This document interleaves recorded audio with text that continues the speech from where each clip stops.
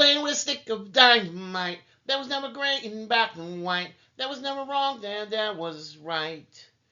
Ooh, feeling like a boulder hurtling, seeing all the vultures circling, burning in the flames I'm working in, turning in a bed that's darkening. My patience is waning. Is this entertaining? Our patience is waning. Is this entertaining? Why, I got this feeling, yeah, you know, where I'm losing all control, 'cause there's magic in my bones. Why, I got this feeling in my soul. Go ahead and throw your stones, 'cause there's magic in my bones. Don't mind, I don't mind. There goes my mind. There goes my mind. I don't mind. There goes my mind. 'Cause there's magic in my bones. Welcome, welcome, welcome to another exciting episode of the Unrelenting Alchemist. Today we're talking about the Incubus and the Succubus. We've got a lot to say, so listen up.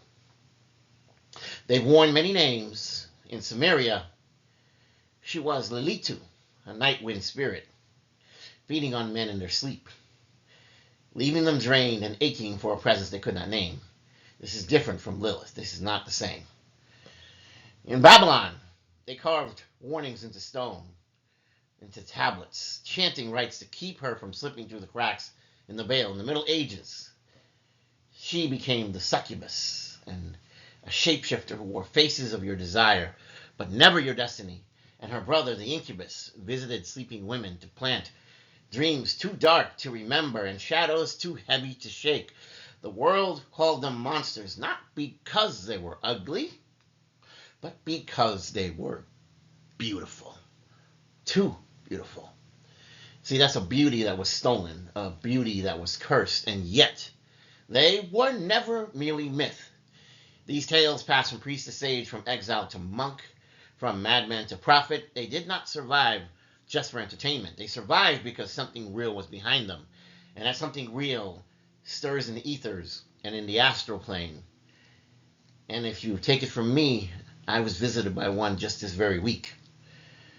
The Incubus and the Succubus are not fairy tales. They are symbols. They're not Jungian metaphors for unfulfilled sexuality. They are feeders. They are entities, spirits, parasites, astral predators. They don't come through your doors. They don't come knocking on your front door. They come invoking a desire in you. Every part of you doesn't want to fall into the trap, but yet they bring the desire out of you. Their magic is potent. Your soul forgets its posture.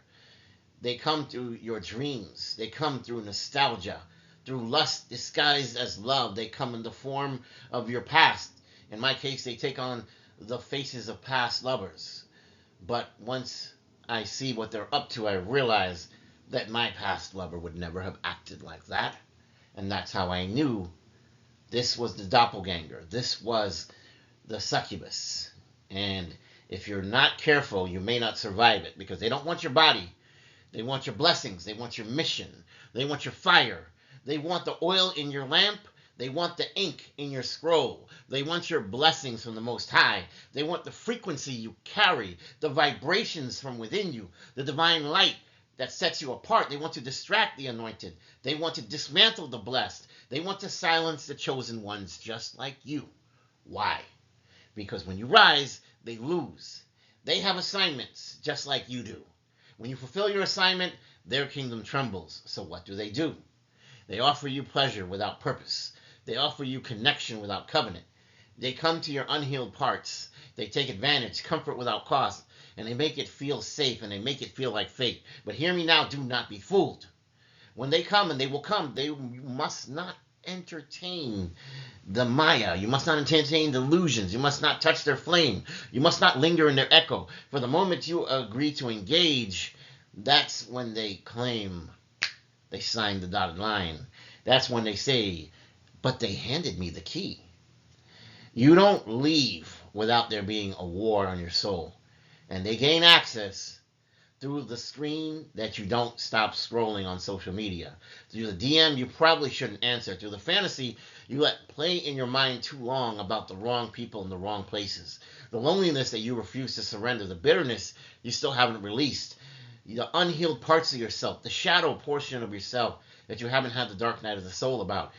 You're not without defense. You have truth. You have oil. You have fire. You have the angels and the ancestors, your ascended masters and your spirit guides, and the Most High is your fortress. You do not need to fight them with your own hands. You don't even need to dirty your own hands. You don't need to scream in the night. You just need to stand in the stillness and let the Most High and heaven fight the war for you. Because they can't pierce in you what's not fully armored. They can't consume in you what isn't fully given to God. They cannot touch in you what is protected and sealed by heaven.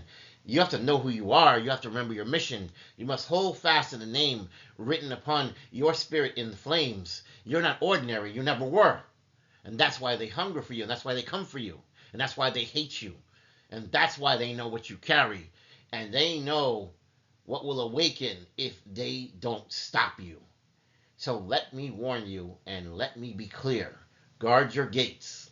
Close your back doors. Refuse the mirage. Do not dance with the shadow in the pale moonlight that promises everything you want to hear. I can give you what you've always wanted. Remember, only God gives without taking. There's a price. And when they say this is your moment, you ask yourself, did heaven say that? Or did hunger say that? And when they say no one will know, yes, the Most High will know. And that is far too much of a price to pay. You are more than your wounds. You are more than your urges. You are more than the ache they press on like a bruise that never healed. You are royalty. You are fire. You are breath and thunder and divine instruction wrapped in the holy clay. And so do not trade your inheritance like Esau did for a bowl of soup. Do not kiss the lips that curse your crown. Do not lie with the spirits that seek your fall. Be the one that walks away. Be the one that shuts the portal and watches it burn. Be the one who smiles in silence while they rage in the shadows, their mission unfulfilled, their task unrealized. Not this time. Not with you. You march forward knowing that heaven is truly behind you.